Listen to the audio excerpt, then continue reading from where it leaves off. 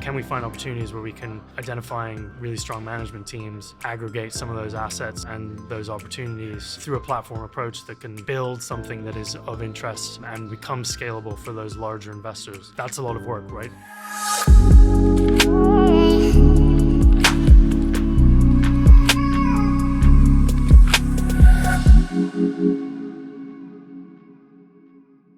Hi, Henry. Welcome to the show. Thank you for having me. I'm curious to get to understand a bit better why we are here at all. I guess that's a very big question. You're the right person to tell me a bit about that. So what is it that we have to rethink in water? There's a very long answer to that probably, but I'll try to give you a short and condensed version of it. We're here because we, as Sciens is a private equity investor in the water sector in the US, believe that we obviously recognize that there's a lot of problems with the water sector and challenges, but we think obviously private capital can be a major solution to those challenges, but we think that there needs to be a different mindset around how we think about improving our water infrastructure in this country.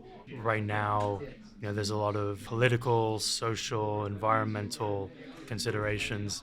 I think we need to kind of take a little step back and say, what is it that we're trying to achieve and how can we do that with private capital? So part of this whole initiative is sort of bringing together as many different disparate stakeholders as possible through this event and try to begin to have those conversations, because as we know, in the US, 85% of the industry is publicly held utility companies. We're investing primarily in the private piece of that, but we think that private capital has a role to play across the industry. Why does Sciens Water take that torch? Why is it your duty and your mission to do that? First and foremost, we're investors, right? And we've been investing in private equity for over 25 years. But what we saw with water is, quite frankly, an opportunity for private capital that maybe is either doesn't exist in other areas because they're already very competitive, there's a lot of capital going into them, or they're very well understood, or other reasons that mean that we think that there's a real white space of private investors in this sector who are not just sort of in because it's in fashion, but rather are committed for the long term to be invested in the space. It's quite challenging to do that, especially at scale, which is what investors like, right? Because it's the same amount of work to invest 100 million in one transaction as it is to invest 1 million in the transaction. So we think that there doesn't exist that private equity investor leader in the space, and we would like to play a role in that because we think, frankly, that the investment is needed, but there's also obviously a huge sustainability and impact component to it that is really everything in water. You have to come back to that. You can't invest in water without having an impact. And we think that we've invested in a lot of other sectors where that's not the case in the past. And going forward, we think that that's where we want to spend the next 20 years, 30 years of our careers, is really building that. If I got it right, the event of today shall lead into the writing of a white paper. Who do you intend to influence with these outcomes and bring the nuggets which were shared today to a wider audience? What we're hoping to do with that is to tell people that it is possible to invest in water as an investor. It's obviously not without its challenges, but we think that there's an opportunity for a lot more private capital will be going into the sector. We obviously want to be a leader in that, but we think that it's beneficial to everyone to have that capital coming in, and let us explain to you why that's the case and how can we do that, leverage what we've learned by being an investor in the sector to help people see that there's a role to play for private investors. How is that beneficial to Sciens Water if more people want to invest into that sector, want it raise the valuations and create more competition? It's a $100 billion industry in the US alone. Mm-hmm. We think there's plenty of room for investors to participate, and the more confused people are about water, the harder it is for them to invest in the first place. If that remains the case, we don't solve a lot of the big problems that we have to solve, and two, it means that the opportunities for us are not as great. We think more capital coming in creates more opportunities for us, essentially. And water isn't seen as sort of some confusing niche sector, but rather part of the mainstream that everyone feels that they need to be investing in, and everyone can feel that they have an opportunity to make returns in. Otherwise, without the opportunity for returns, there's no investment. Do you ever face some backlash from people who don't understand exactly what you're doing in water and you're like, okay, you're investing in water, but isn't that supposed to be like air, a common good? I'm playing the devil's advocate. Yeah, no, of course. Don't get me wrong. We've spoken to hundreds of investors over the years in raising capital, and that is a commonly sort of asked question for many people. That's that's a view that they take, because that's just sort of how it's been viewed in this country, is water is a public good, therefore any private investment is sort of seen skeptically. In our view, obviously that investment is needed, but the opportunity is really to invest that capital to bring new ways of thinking, to improve the industry for all participants. And quite frankly, in this country, what you've had is a situation where people haven't properly valued water because it's been heavily subsidized by various entities, and no one really knows what the water costs, therefore they don't value it properly. Then you have problems because of deferred maintenance. It's very sort of challenging to change that mindset and say, this is a good that is incredibly valuable, we should be treating it as such, we should be pricing it appropriately, and private capital has a role to play in sort of getting us to that point, I think. I mean, we've had that experience with some of our portfolio companies, that once you can educate stakeholders, educate customers on what is the real value and what are the challenges that we face right now if we do nothing or the status quo is kept, they start to understand that. And I think that you can actually change people's views and show that private investment is actually needed and beneficial. And how do you educate them? Part of it is really just explaining to them what's happening in their own community. We've invested, for example, in utilities where people in the community don't even know where their utility plant is. It may be a small community, 200 people, 300 people. They don't know where their wastewater treatment plant is, even if it's just around the corner behind some trees. Part of it is that. And then once you show them, actually, there's real infrastructure, there's physical equipment in the ground that needs to be maintained and invested in. And then you can show them, actually, you don't see it, but right around the corner is totally septic wastewater treatment plant. Then they start to realize, and I think it's just through engagement, messaging, and continuing to kind of tell the story of the state of the water infrastructure in this country that you can kind of begin to change some minds and people begin to really value the infrastructure. One of the red threads from all the conversations I had so far today is that maybe the future isn't really for the centralized utility anymore, and it's going much more in direction distributed, up to the point that we might be seeing like point of use, point of entry treatments. Isn't that more difficult to grab as an investor because something central, there's one asset, you invest in that asset. When it becomes distributed, then you have like a multitude of assets which you could be investing in, following in. For you, does it make your work more complex? I think there are opportunities to invest in both themes. There's a role for centralizing, regionalizing utility assets. There's also an opportunity for decentralized assets that make a lot of sense. And we like to invest first and foremost in companies that can facilitate that investment. One of the opportunities with decentralized infrastructure is the opportunity to actually to achieve some significant scale and economies of scale through the deployment of decentralized assets. So I would say that they both present interesting, slightly different opportunities. Science Water's investment thesis is not that common. If you look at the people investing in the water sphere, you have people investing in venture job and which go in the early stages of the companies, most of them being technology companies, and more people try to avoid hardware and really go into the software solutions, machine learning, AI, and they're incredible companies in that sphere. I'm not judging at all. What attracted you in that other sphere of hardcore hardware, utilities, consolidation of utilities, and building from the grassroots? Part of it is the limited competition for those opportunities, particularly sort of below a certain threshold. There's a lot of capital looking for infrastructure. No competition is not necessarily a good news. Maybe it's simply not interesting. Competition is really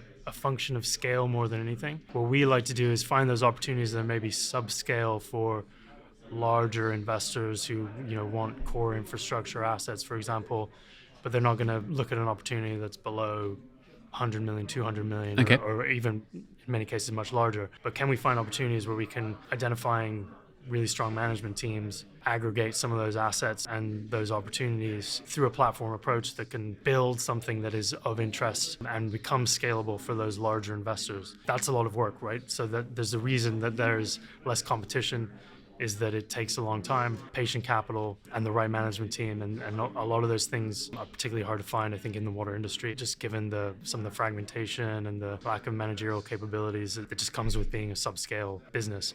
So it's not easy. The opportunities are not everywhere, but I think if you're patient, you can find them, and that's really what we're trying to do across the portfolio is build those platforms that then larger investors with potentially lower cost of capital will find attractive as more core infrastructure type of investments. Talking of this consolidation element, this morning during the keynote of Seth Siegel, he mentioned this 52,000 utilities in the US. It's funny because I had the chance to read his book, to see his conferences. So when that comes up, usually when you look at the people, they get really shocked. Like, what, so many? Like, really, the word hasn't spread that much yet. And when I had the conversation with him on that microphone, he said that if we reduce it to 5,000 to 500, it might be more approachable, but probably still too much. So if we go into that consolidation of the sector, what is the role you can play as a strategic investor in that work of consolidation? We're doing that right now with one of our portfolio companies, Central States Water Resources, which is acquiring small privately owned utilities in need of capital improvements to meet regulatory requirements. We right now play that role by bringing the capital, bringing the management team with the capabilities to run a scaled utility, even if it's numerous disparate small systems. And part of that is by leveraging a lot of the great technologies that exist today. So you referenced a lot of companies in both hardware and software that are really make that possible. Right now, that's the role that we're playing. That role may evolve as the opportunity set evolves. I expect it will, and may become an opportunity to bring private capital to the municipal segment, and that can take a number of different forms. Right now, that can be quite a challenging thing to do, as I think many of the investor-owned utilities find it's a long process, but we're hopeful that those opportunities may become more frequent and more efficient.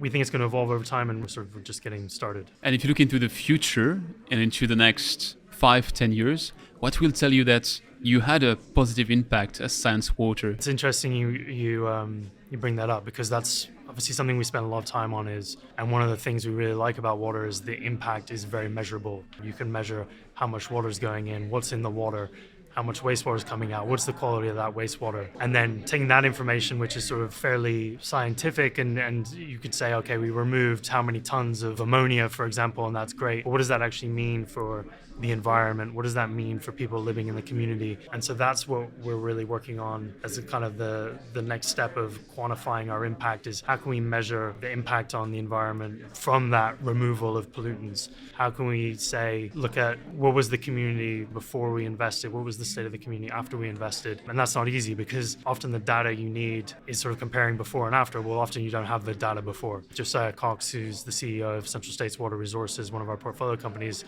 mentioned one of the first utilities he bought was in a community of maybe 500 homes. There was a moratorium on new building because of the multi-week boil orders and the enforcement actions going on at that wastewater treatment plant.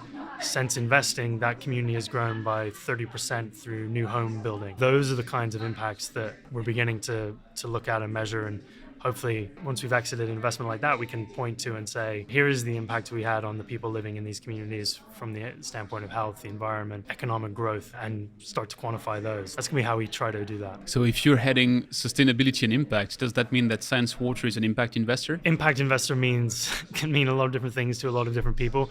We don't necessarily lead with that as a sort of organizing principle of how we invest, but it is something that we set out to do intentionally when we invest, is look at portfolio companies that do have an impact and that we can measure. However people want to define us, that's okay. What is the impact going to be of this investment opportunity? Does it meet the criteria that we have to invest and solve the big challenges? That's sort of the primary mission of our fund, is solve the big challenges facing the US water sector. I could keep that going for a while, but have to be cautious of your time as well. So I propose you to round it off with 2 rapid fire questions, if that's fine for you. Yeah. So the first is, what's your favorite project you've been involved in, and why? I would say it's our first investment, Central States Water Resources, which I've mentioned many times already, because that's sort of what I spend much of my time on at Sciens. What I think has been really exciting about that is the problems. People kind of know about the problems in the abstract, but when you are actually investing through a company like Central States, you see them firsthand. You can see literally the visual of the